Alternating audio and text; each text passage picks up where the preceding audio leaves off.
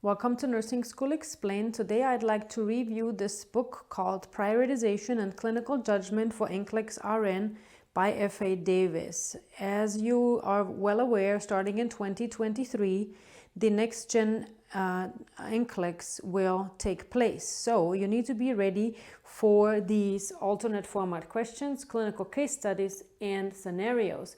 And today I want to show you what one of those clinical scenarios could look like. So let's look at this medical surgical case study number 3 in the community-acquired bacterial pneumonia.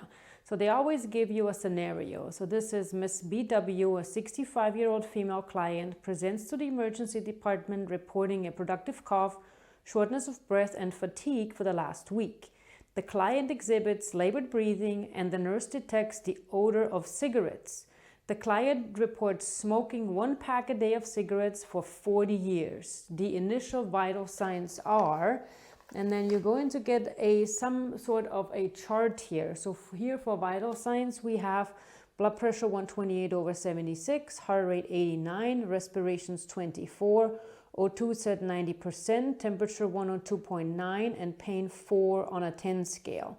So before even looking at these questions, just start analyzing the data here. Blood pressure looks good, heart rate looks good, respirations are a little fast, O2 set is way low, and the client has a fever plus some pain. So now we know, kind of try and picture what this patient looks like in real life.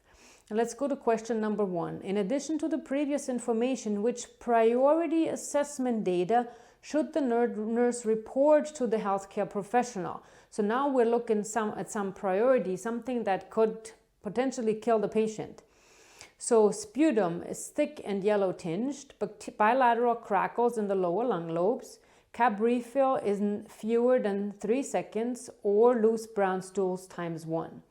So right away you should be picking out option number 2, because these bilateral crackles could mean that the patient has pneumonia. And thinking about priority, think about your ABCs. So this is a breathing problem. Yes, the sputum is kind of noticeable too, but we are more worried about the patient's breathing given that the respiratory rate and the O2 set are up. And then the scenario just continues. Miss BW is experiencing shortness of breath and feeling anxious. Which intervention should the nurse implement? Select all that apply, everybody's favorite. So now here we have elevate the head of the bed, administer oxygen by nasal cannula, encourage fluid intake, stay with the client to attempt to calm her, and request the client to take slow, deep breaths. So now we have this patient who is breathing a little fast with low O2 set and a fever, and she's short of breath and feeling anxious. So what would sound good here? Elevating the head of the bed definitely is a great idea to make her breathing easier. Administer oxygen by nasal cannula to get that O2 set up. Encourage fluid intake. We're not really worried about that right now. We're more worried about getting that breathing under control. Stay with the client to attempt to calm her. Sounds like a pretty good idea. And then request her to take slow, deep breaths to help relieve this anxiety. So here we would have 1, 2, 4, and 5. And then the case study continues. So we're still with this lady with Miss BW. She has a chest x-ray performed and is diagnosed with community-acquired bacterial pneumonia. The emergency department is extremely busy, so Miss BW is immediately transferred to the medical unit.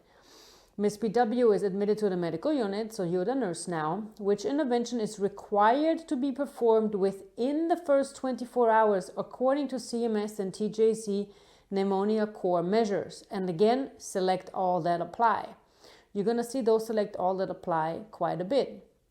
So refer to substance abuse counseling. Well, she didn't really have any substance abuse besides the smoking. That's not a priority in the first 24 hours. Administer a broad spectrum antibiotic in the first 24 hours. That is a core measure. Provides for smoking cessation counseling is also important, but not in the first 24 hours. Perform influenza vaccination, again important, but not in those first 24 hours. And obtain blood cultures, yes. So we definitely should get the blood cultures before we give the broad spectrum antibiotics. But remember, it says in the first 24 hours. It doesn't say which one do you do first. of all these options, because that would be obtaining the blood cultures. But here we have in the first 24 hours, select all that apply. So make sure you read your questions very carefully. So these questions in general, they're not any different from what you've seen in the past. It's just that now you have a case scenario that kind of continues and follows the patients maybe through a multitude of different units and case scenarios. But I highly recommend this book because not only is it very good and it gives you the case scenarios, but it also has rationales for correct and incorrect answers so that you can actually learn from your mistakes as you're going through them.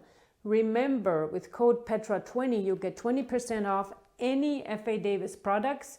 So I'll make sure to put this in the link below so that you can get that discount and get prepared for that NCLEX exam. Good luck.